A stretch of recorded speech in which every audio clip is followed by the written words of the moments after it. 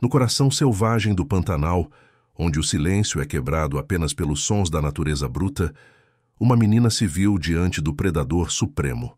O que aconteceu nos minutos seguintes desafia a lógica da cadeia alimentar e as leis da biologia. Mas a chave para entender o impossível não está no rugido da onça, e sim no inexplicável perfume de lírios que subitamente preencheu o ar denso e úmido da mata. Esta é a história de um milagre urgente, uma intervenção que se desenrolou longe dos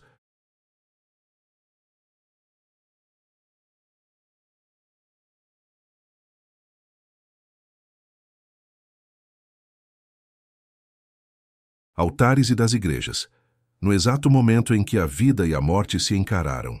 Como a fé de uma família, concentrada em um santo conhecido por encontrar o que está perdido, pôde, naquele dia, encontrar uma salvação que parecia inalcançável, transformando um cenário de pavor em um testemunho de proteção divina. Enquanto você ouve, talvez sinta a atenção e a esperança que permeiam este relato. Nossa investigação não se limita a recontar um fato extraordinário. Vamos mergulhar na anatomia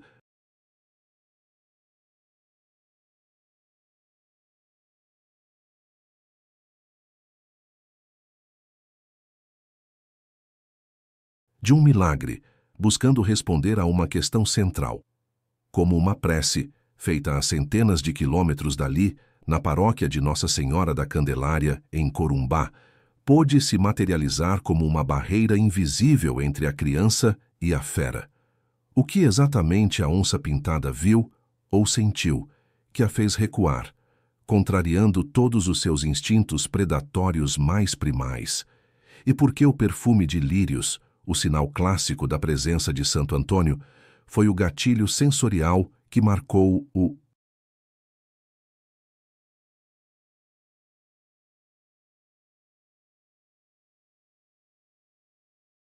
início e o fim do perigo iminente? Um detalhe que os pais da menina só conectariam horas depois, ao encontrarem a filha em estado de choque, mas ilesa. Essas perguntas nos guiarão por um território onde a fé e o mistério se encontram. A narrativa não começa no confronto, mas na quietude da manhã. A avó da menina, sem explicação, sentiu uma urgência de acender uma vela para Santo Antônio, pedindo proteção para a família que passava o fim de semana em um rancho isolado às margens do rio.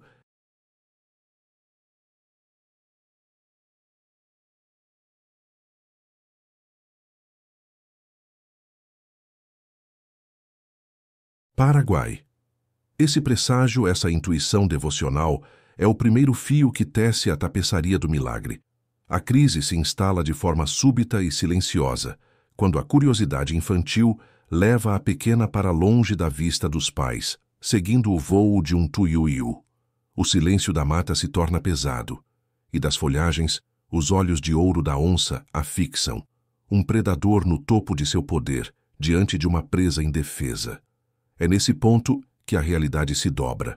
Antes do milagre visível, vêm os sinais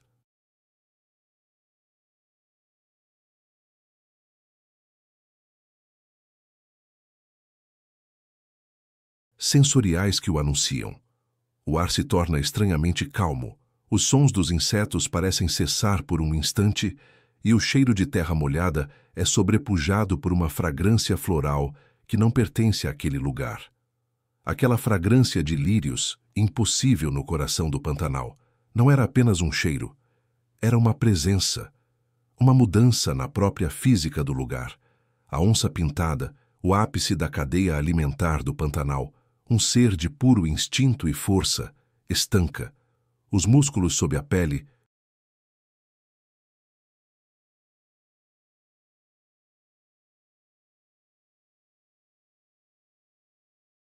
pintada ainda vibram com a iminência do bote, mas a intenção se dissipa. Os olhos de ouro, que segundos antes eram a sentença de morte para a menina, agora refletem não agressão, mas uma profunda e animal confusão. O predador encara não mais a presa, mas algo que está entre eles. Algo que a criança vê, mas que para nós seria invisível. O que um animal como aquele poderia ter visto para anular o comando mais primitivo de sua natureza? Foi então que o impossível se tornou visível ao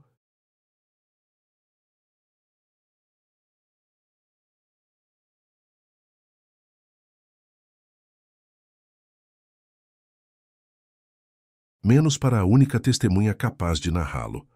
A menina, depois, em seus relatos fragmentados e infantis, não descreveria o medo, não falaria das garras ou dos dentes. Seus olhos registraram outra coisa, uma presença que se interpôs, silenciosamente, entre ela e a fera. Ela não estava sozinha. Ao seu lado, ela diria, surgiu um homem bom. Um homem com um rosto gentil e um hábito marrom simples, cuja presença parecia irradiar a mesma paz daquele perfume inexplicável. Ele não disse uma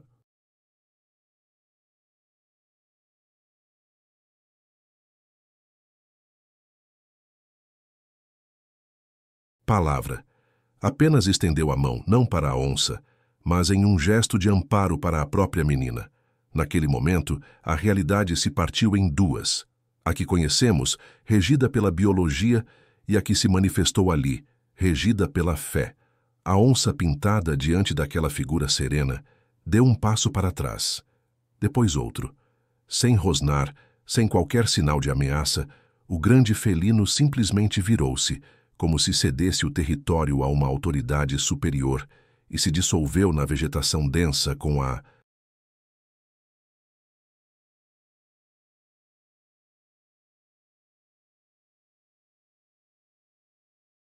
mesma velocidade fantasmagórica com que havia surgido. O perigo imediato havia passado, mas a verdadeira dimensão do que acontecera só começaria a ser revelada horas mais tarde, quando os gritos de desespero dos pais, procurando pela filha perdida, finalmente cortaram o silêncio da mata. O que eles encontrariam não era apenas uma criança assustada, era a portadora de um segredo. O nome dela, gritado primeiro com a casualidade de quem chama para o almoço, logo se transformou em um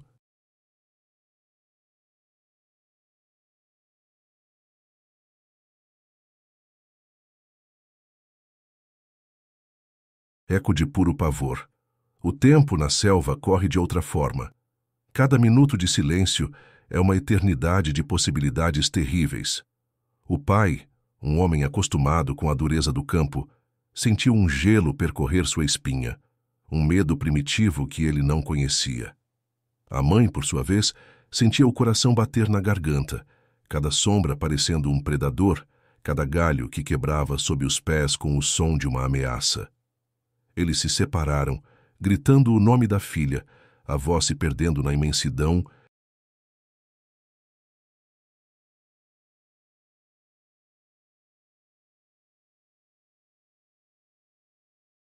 Verde, o sol do Pantanal que tinge o céu de cores impossíveis. Para eles era apenas o cronômetro da escuridão que se aproximava, e com a noite vêm os verdadeiros donos daquele lugar. Como uma criança, tão pequena, poderia sobreviver ali? A pergunta martelava na mente deles, um tambor fúnebre que abafava qualquer esperança. Foi então que, em uma pequena clareira banhada pelos últimos raios de luz, o pai a viu. Parado, sem fôlego, ele esperava encontrar uma cena de horror. Mas o que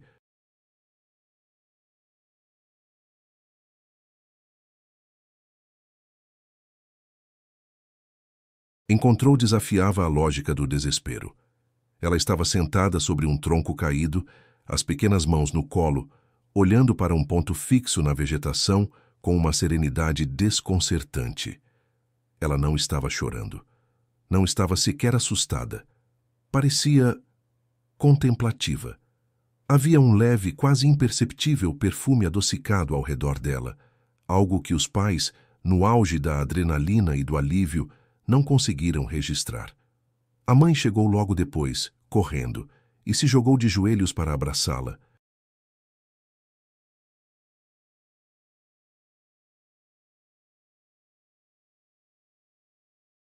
Esperando os soluços, as lágrimas, o relato de um trauma.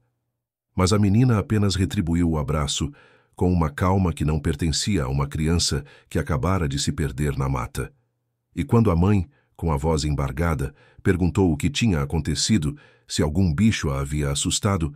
A resposta dela não foi sobre o perigo. Não foi sobre o medo. Foi sobre a companhia que tivera. Com a voz límpida e inocente, ela olhou para a mãe e disse: Eu não estava sozinha, mamãe. O moço com cheiro de...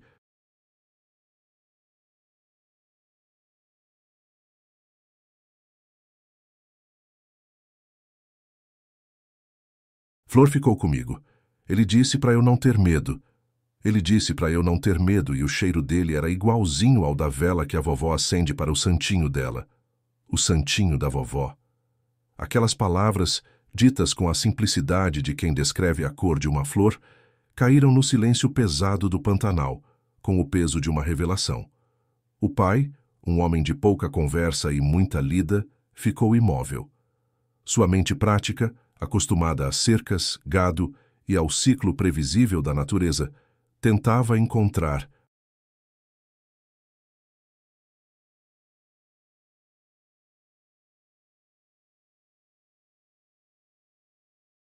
uma explicação lógica. Um vizinho de rancho? Um funcionário perdido? Mas quem em sã consciência andaria pela mata com cheiro de vela de igreja? A lógica se quebrava contra a inocência inabalável da filha. A mãe, por outro lado, sentiu um arrepio que não era de frio. Era o arrepio do sagrado. O moço com cheiro de flor não era uma pessoa qualquer. A vela que a avó acendia, com uma devoção que beirava a teimosia, era sempre para o mesmo santo. O santo das causas perdidas. O santo que...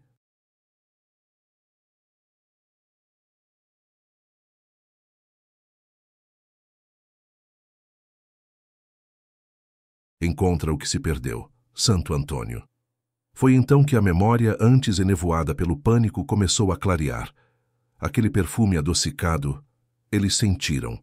Foi sutil, quase um sussurro olfativo no meio do cheiro de terra úmida e folhas em decomposição. Mas estava lá. No momento do reencontro, a emoção era tão avassaladora que o detalhe foi descartado, arquivado como uma peça sem importância no quebra-cabeça do desespero. Agora, ele voltava como a peça principal. O cheiro não era uma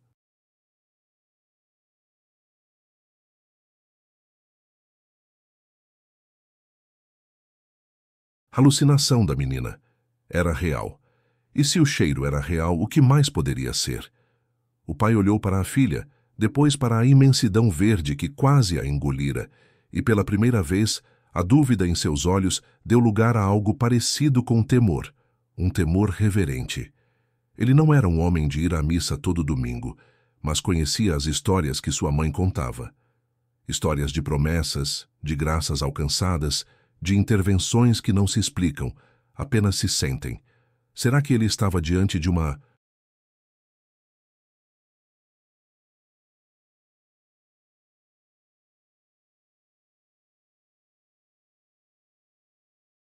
delas? A pergunta pairava no ar tão densa quanto a umidade do fim de tarde. A menina, alheia ao turbilhão que se formava na cabeça dos pais, continuava serena, como se a companhia que tivera fosse a coisa mais natural do mundo.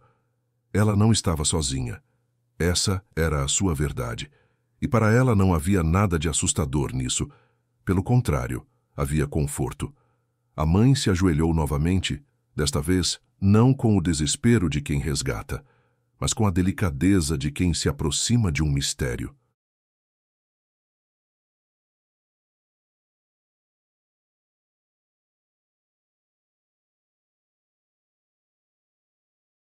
Ela precisava entender, precisava de mais detalhes.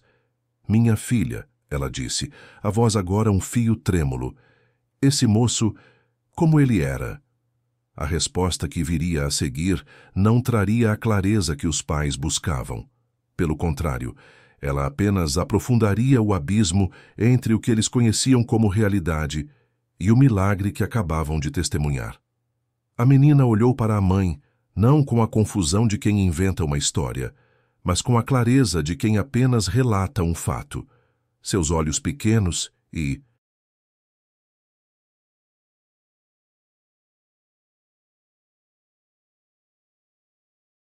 Sérios fixaram-se nos da mãe e ela disse, com a simplicidade que apenas a infância possui: ele usava uma roupa marrom, mamãe, da cor da terra molhada, e ele não tinha sapato. O pai, que se aproximara em silêncio, franziu a testa. Uma roupa marrom? Descalço? No meio do Pantanal? Aquilo não fazia sentido. Filha, você tem certeza? Ele perguntou, a voz controlada, tentando não assustá-la. Não era o seu dito, o piloteiro? Ele usa umas roupas velhas. A menina balançou a cabeça.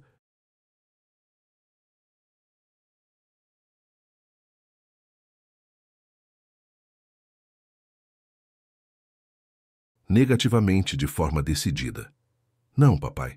O seu dito tem o rosto todo enrugado de sol.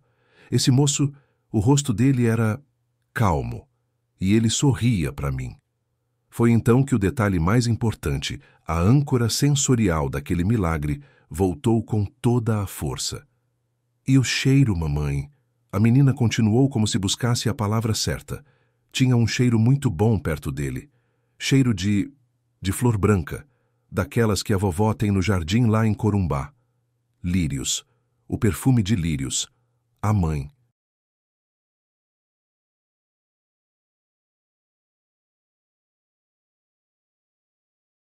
Sentiu um arrepio percorrer sua espinha.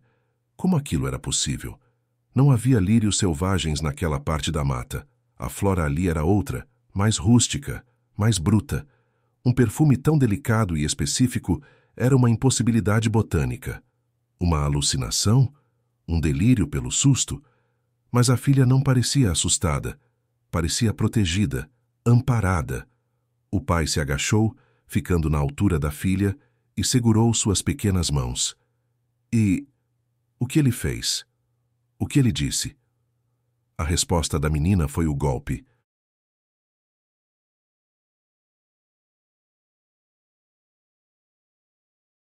Final contra qualquer tentativa de explicação lógica. Ele não disse nada. Ele só ficou do meu lado, entre eu e o bicho ficou olhando para ele, não para mim. Depois, o bicho foi embora, e o moço sorriu mais uma vez e sumiu no meio das folhas. Os pais se entreolharam por sobre a cabeça da criança. O silêncio que se instalou entre eles não era de alívio, mas de assombro.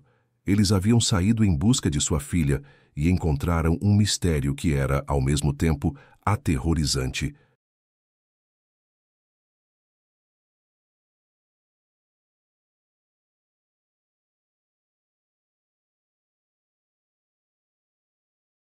E sagrado. A realidade deles havia sido rompida, e no lugar da lógica, restava apenas o testemunho de uma criança e o inexplicável perfume de flores no ar. Naquele instante, o Pantanal inteiro parecia prender a respiração junto com eles. O pai, um homem prático, acostumado com a lógica da terra, foi o primeiro a quebrar o feitiço. Ele se levantou devagar, os olhos varrendo o chão ao redor da filha. Procurava por pegadas. Pegadas de onça, sim, mas também pegadas de um homem. Algo.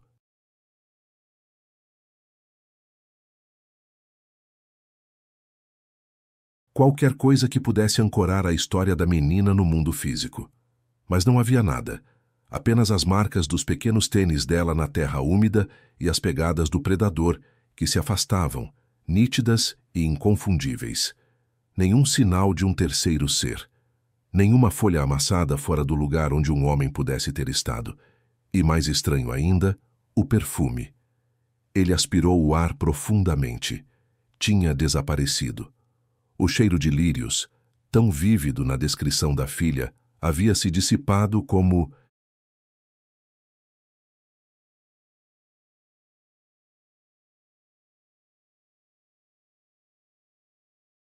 uma névoa da manhã, deixando para trás apenas o aroma denso e familiar da mata.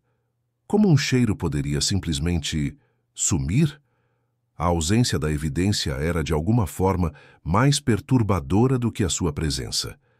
Enquanto o pai buscava respostas no chão, a mãe buscava no céu. Ela abraçava a filha com uma força que era ao mesmo tempo protetora e desesperada.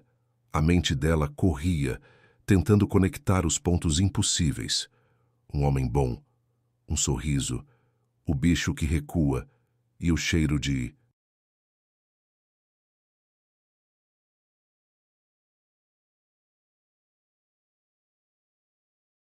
Flor branca. Lírios. A palavra ecoava em sua cabeça. Lírios. Por que lírios? Foi então que uma memória antiga, quase esquecida, emergiu das profundezas de sua consciência. Uma imagem de sua própria avó, a matriarca da família, a devota fervorosa que morava em Corumbá. A imagem dela arrumando o pequeno altar que mantinha na sala, sempre com um vaso de lírios brancos ao lado de uma imagem gasta pelo tempo. A imagem de Santo Antônio, o santo casamenteiro, o santo das causas perdidas.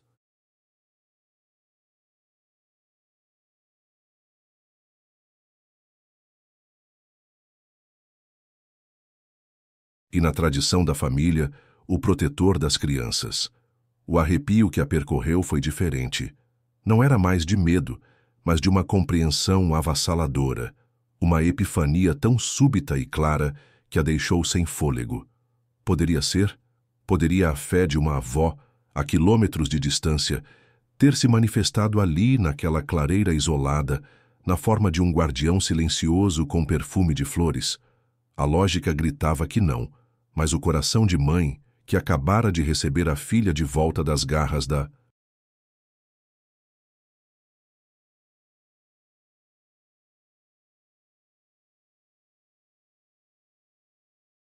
morte, sussurrava uma verdade muito mais antiga e poderosa.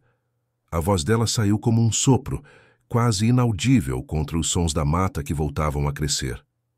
Foi ele, foi Santo Antônio. O pai olhou para a esposa, o rosto marcado pela exaustão e pela incredulidade. Ele, o homem do campo, que entendia o ciclo da vida e da morte pela lógica da natureza, ouvia uma explicação que vinha de outro mundo. Mas o que ele podia dizer? Que a filha deles inventou um perfume que ele mesmo sentiu.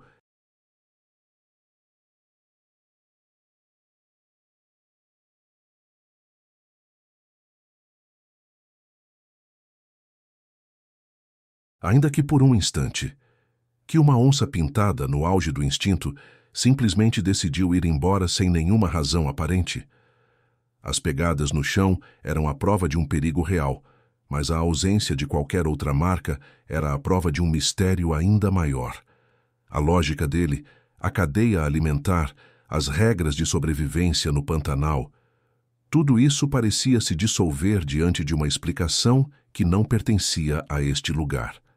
A mãe, com os olhos marejados, continuou, conectando os pontos.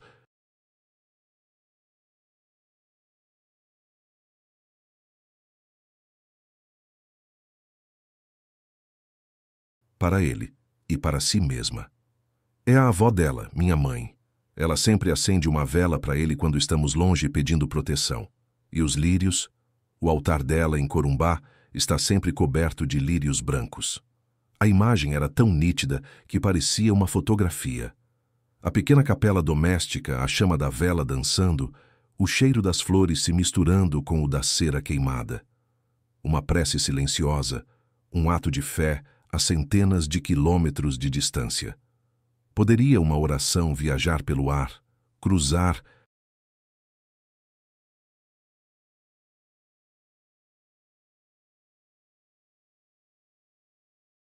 rios e matas para se tornar um escudo invisível? A pergunta pairou entre eles pesada e luminosa. O pai então olhou para a filha. A menina, que minutos antes estava paralisada pelo terror, agora estava calma em seus braços, quase sonolenta, como se o encontro com o homem bom a tivesse esgotado e pacificado ao mesmo tempo. A serenidade dela era a peça mais desconcertante de todo o quebra-cabeça. Precisamos ligar para ela, o pai disse finalmente, a voz rouca. Não era mais uma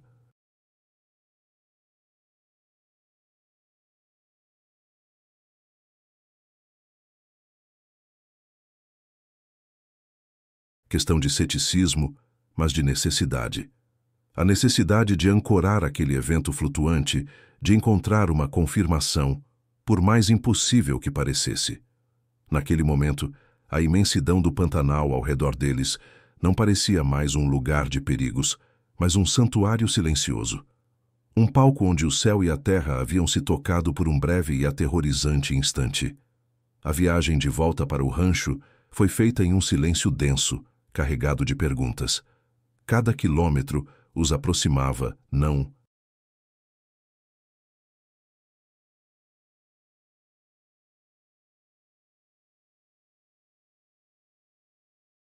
apenas da segurança, mas de uma verdade que poderia redefinir tudo o que eles acreditavam. A ligação para Corumbá não era mais uma simples chamada para acalmar uma avó preocupada. Era uma busca pela peça final, a confirmação de que a fé, de alguma forma, havia se tornado matéria. E o que eles estavam prestes a ouvir mudaria suas vidas para sempre. Do outro lado da linha, a voz da avó soou trêmula, mas firme. Antes que o filho pudesse explicar o que havia acontecido, ela o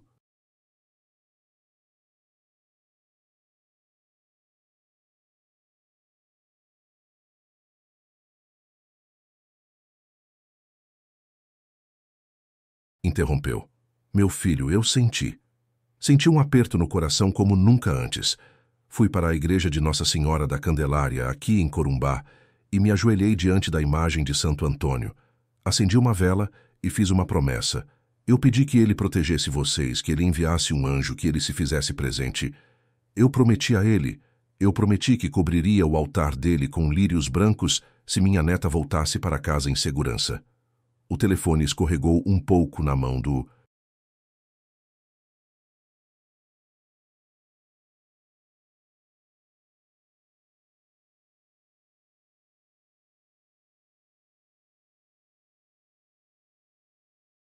pai. Lírios. O cheiro de flor que a filha descreveu. O perfume inexplicável que pairou no ar no momento exato do perigo. A promessa, feita a centenas de quilômetros de distância, havia se manifestado na forma de uma fragrância, uma barreira sensorial que o instinto animal não pôde cruzar. A fé da avó não foi apenas uma prece, foi uma ação que atravessou o espaço, que se tornou tangível no coração selvagem do Pantanal. O homem bom com cheiro de flor não era uma alucinação infantil.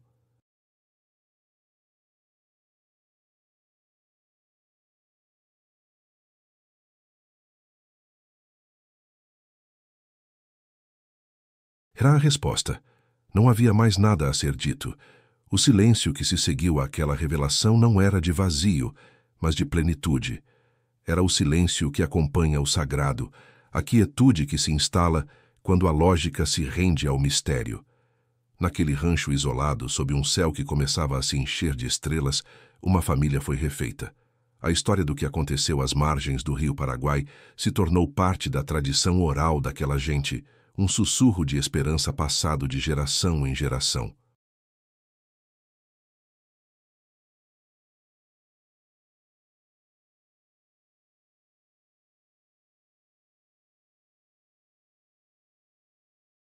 Não como uma lenda, mas como uma prova. A prova de que, às vezes, a proteção mais poderosa não vem na forma de um escudo, mas no perfume de uma flor, um sinal delicado de uma força que rege o universo muito além do que nossos olhos podem ver. O que resta, no fim, não é o medo da onça, mas a certeza de que nunca estamos verdadeiramente sozinhos.